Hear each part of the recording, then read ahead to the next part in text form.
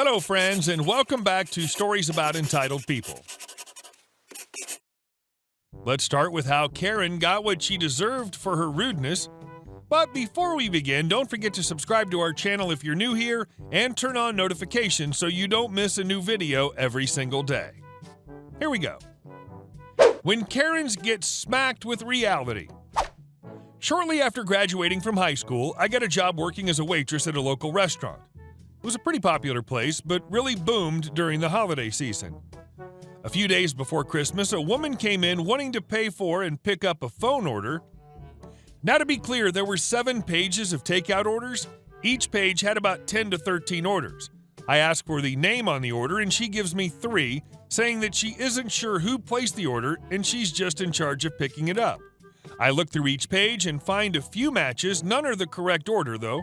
As I reach for the last page, I tell her that we don't have any more orders with those names and ask if there's another that it might be under. At this point, she's visibly annoyed and gives me another 2 that it might be under. I scroll back to the first page and start searching again. I find another match, but again, it's the wrong order. Now she's actually angry. The conversation goes something like this. Me: I'm so sorry, we don't have any more matches for those names. Her: Well, it's got to be one of them. I don't know why this is so hard for you. Me: Maybe it'd be easier to search for the order itself. What exactly are you picking up? Her: How am I supposed to know that? I didn't place the order. It's your job to check me out and just get it to me. Why is this so hard for you? Me: Well, unless there's another name to search for, I'm not sure what else I can do for you. There were about 75 orders placed for this weekend, and I don't have any other way to know which is yours. Her: Are you effing kidding me? It shouldn't be this complicated. Are you stupid or something? You're working a register. It can't be that hard.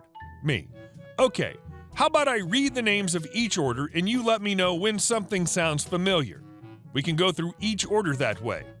Her: Effing fine. If that's what you have to do your job, then just waste my GD time, I guess. Though she muttered something under her breath that I didn't quite catch. She definitely used the R word, though. I get about halfway through the first page. Me: Company X?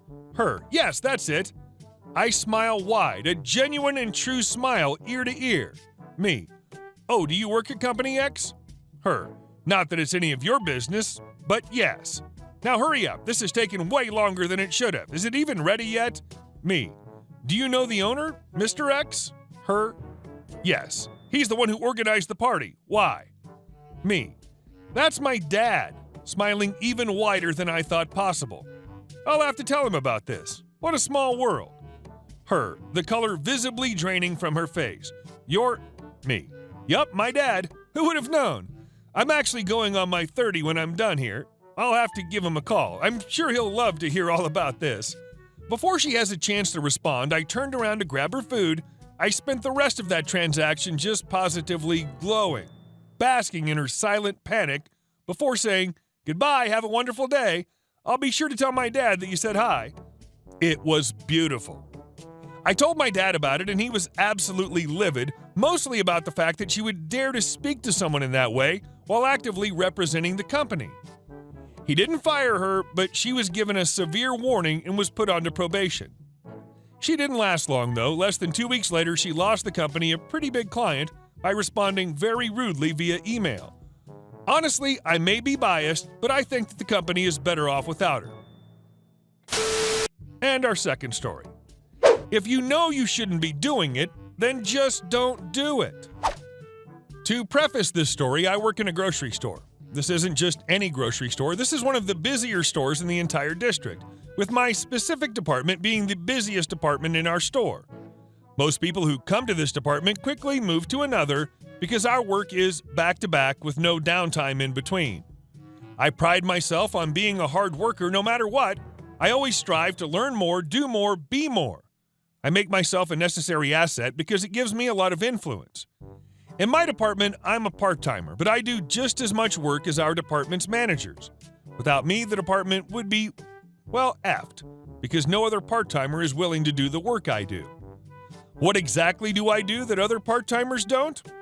I place orders, adjust inventory, handle DSD, direct store delivery, receiving, KLT, known loss tracking, markdowns, 5 a.m. shifts to hang tags, 5 a.m. shifts to deep clean vital sections, overnights on holiday weeks, end cap planning/changing, etc.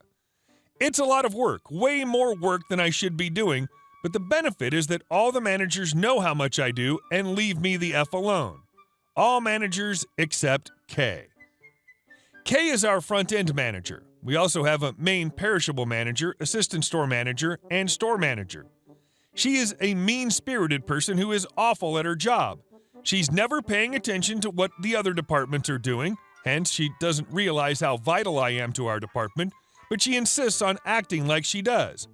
I've heard multiple complaints from others in my departments that Kay tells them they're slacking and need to get more work done. I know full well this isn't the case, and she just wants someone to bitch at. One day I'm on break, we get 2 15-minute breaks and 1 30-minute lunch. I decided to combine my 2 15s into 1 half-hour break because my grandmother recently broke her rib and I was trying to coordinate with family about who could take care of her and when. Kay walks back into the break room once and then again later. She makes some sly comment about me taking my break so early in my shift, so I explained to her that it wasn't early at all and thought nothing of it. I guess Kay didn't like my tone of voice or something, because an hour later she calls me into the office. Turns out she had checked the cameras in the break room and caught me taking an extended break. Before I even had a chance to speak, she went on a rant about how the department looks like garbage and it must be my fault since she caught me doing this. The department looked awful because my manager didn't order enough product. There's nothing I can do about that. I finally was able to speak and tried explaining to her that I only combined my 2 breaks into 1. She asked if I knew I wasn't supposed to do that, which I told her I did. Well then, she said, if you know you shouldn't be doing it, then just don't do it in the first place. Game, set, match. I wanted so badly to exact my MC immediately, but I knew the bigger, badder managers would be in tomorrow along with her, and I knew they would absolutely rip her a new a-hole for what I was about to do. I took the time to write out my new availability on paper. No more overnights? Check. No more hanging tags or cleaning? Check. I also wrote down my request for a $2 pay raise if they'd like me to continue doing all the other things the other part-timers don't have to do, along with a list of what exactly those responsibilities were. I went over to the manager's office and saw Kay sitting alone. Perfect. I said nothing and simply handed her the paper. She looked confused at first and asked me what this was. I explained to her that those are the things that I shouldn't be doing since I'm not getting paid for them and they aren't part of my job description being just a part-timer. I've never seen a look of pure despair on a person's face until that day. She first got angry at me, told me that I shouldn't be overblowing things. When it was clear that her being angry with me was only making my moment sweeter, she tried reasoning with me. Really, this was just her re-explaining why I was wrong in nicer words. I wasn't having any of it. I told her that we could have a meeting with the other managers to discuss it if she'd like. Not to my surprise, she declined that offer. Shortly thereafter, I was questioned by the other managers, separately, why I was doing this. I explained how she checked the cameras on me during my extended break and told them all about our conversation where she accused me of being responsible for the state of our department. The assistant store manager directly told me that she shouldn't have done what she did, that she would talk to her, and that if she ever bothered me again, I should immediately notify one of the other managers. Since that day, Kay has been nothing but an angel to me. That $2 raise was pretty sweet, though. And our last story. Auntie's last-minute change. My aunt was diagnosed with an advanced form of leukemia back in February 2017 and passed away that following March. During that short time, she was making her final arrangements, final burial, her ceremony, and of course her last will and testament. My mom helped when she could. We live in Houston and my aunt lives in Dallas. My mom flew out every weekend till my aunt's passing. She helped manage the house, took care of my uncle. He had Alzheimer's and wasn't doing well either. This is important. The week before my aunt's passing, she told her lawyer that she wanted her half of the estate to be divvied up amongst her family. She didn't have any children, but my uncle had a daughter from another marriage, so her stuff would basically be divided between her sisters. I crap you not, my aunt hasn't even passed away yet, and her sisters are already boxing what they want and packing it up in cars. My mom loses her crap and starts yelling at everyone, calling them every name under the sun. My aunt's neighbor got involved, saying that, and I quote, Auntie told me that I could have the house since I had helped her with Uncle. A day passes and my uncle's daughter shows up. She's a wonderful person and I love her even though I've only met her a few times in my life. We'll call her Susie. She talks to my mom about what's going on. Mom explains about what's happening, and Susie is PO'd. She says she needs to make a call and she'll be back later. Days pass and my aunt dies. No one but my mom, my papa, my aunt's brother, and my sister and Susie show up to the actual funeral.